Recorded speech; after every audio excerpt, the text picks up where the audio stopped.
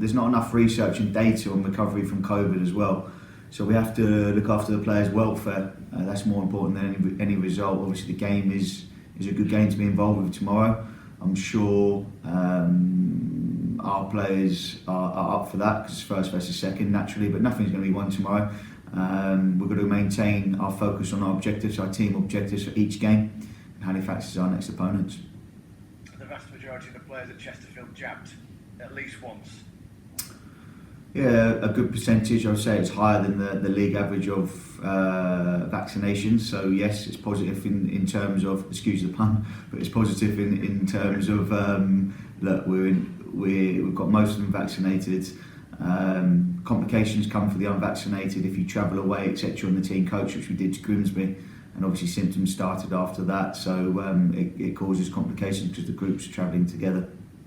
And from your perspective as the Chesterfield manager, are the National League being as supportive as they can be regarding this? Because you speak to managers at EFL clubs, you hear from managers at Premier League clubs, and the levels of support, perhaps just basically and simply down to money, are different. I think that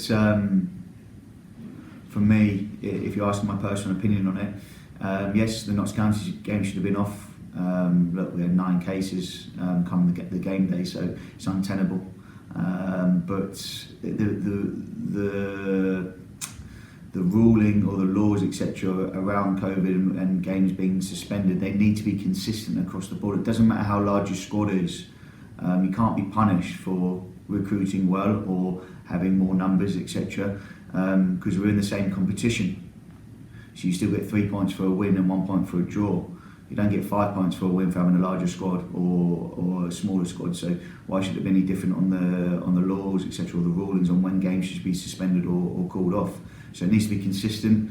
I think that there is a consistency now. I think the EFL said 14 players or whatever, including 1 goalie fit, then you play. I'm waiting to see that in writing for us. Yeah, there does seem to be a kind of, what's the phrase, almost inverted snobbery. Well, you've got a big squad, so get the game on. That type of attitude still. Yeah. And it must be very frustrating for those that do have that kind of luxury, I suppose. And yeah. It doesn't even take into account the chronic injury problems that Chesterfield have got still. Yeah, look, I don't want to bleat about it, etc. I don't want to comment on other squads. I'd never do that. I'm not an accountant, so I would never comment on anyone else's budget, etc. So that's nothing to do with me. All I'm focusing on is Chesterfield. And at the moment, look, we've got to be consistent across the board in terms of, okay, if you have 13 fit players plus a goalie, then you play or whatever it is. So I'm still waiting there. Injuries then. Are there any further problems in between matches to contend with?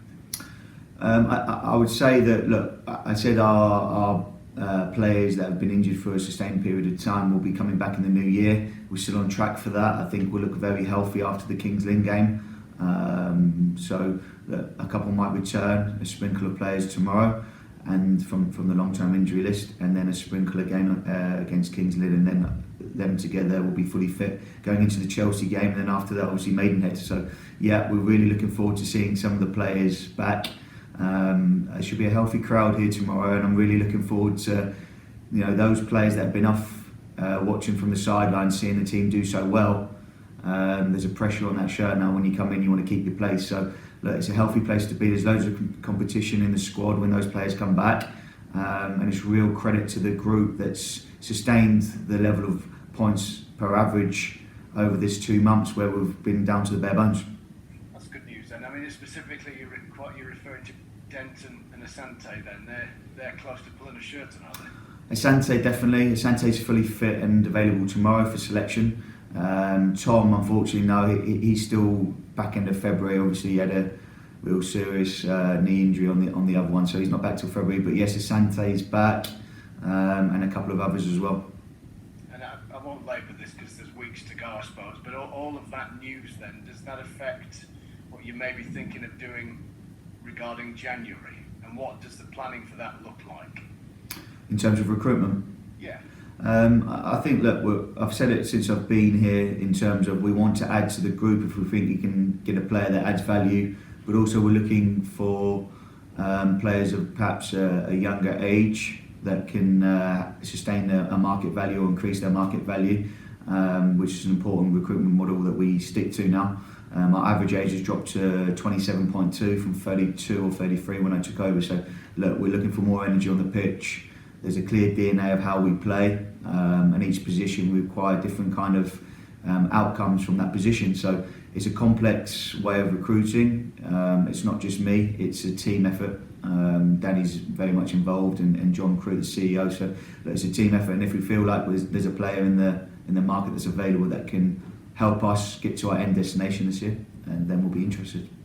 Would you, just finally on this for now, I mean, would you be looking to move one or two players leave during this window that maybe aren't getting the game time, or do you think, well, look, we've had that many problems, we've got to keep as big a squad as possible? Yeah, I think, look, we're down to 13 players in some of the games recently, so we've got to get those players back.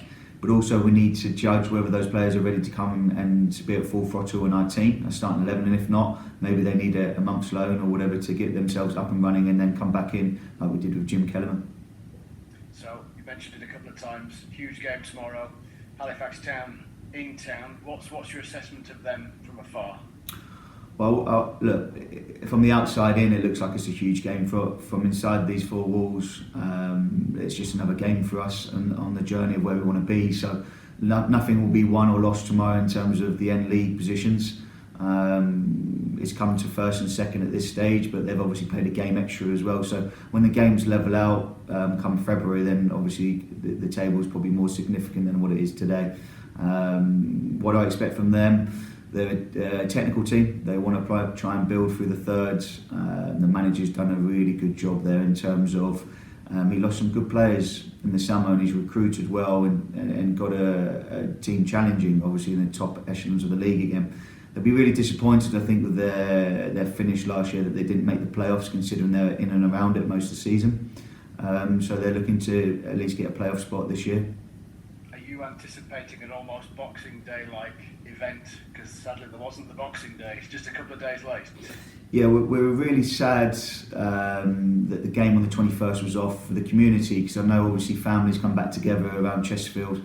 A lot of people travelled in to see their families, etc. And a lot of comments from me and around the town was that they were really looking forward to the game and coming together. Look, it's more than just a game over Christmas period, isn't it? It's about the community, it's about families coming together and watching their local team, and it was a real shame that it was off. But look, hopefully this one tomorrow will make up for the one that was off on the 21st. Yeah, I wonder if the club are expecting an attendance in excess of about 6,000, I suppose. Halifax isn't too far away. People still aren't fully back at work. There's time to come down. Yeah, and that's probably the message from me today, is that we need your support tomorrow.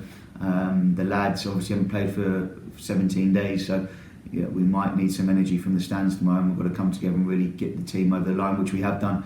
In the Grimsby game, for example, yes, it was a tense 0-0 for a long time, but the crowd stayed, the attendance away, stayed right with our team, and we got the rewards in the end.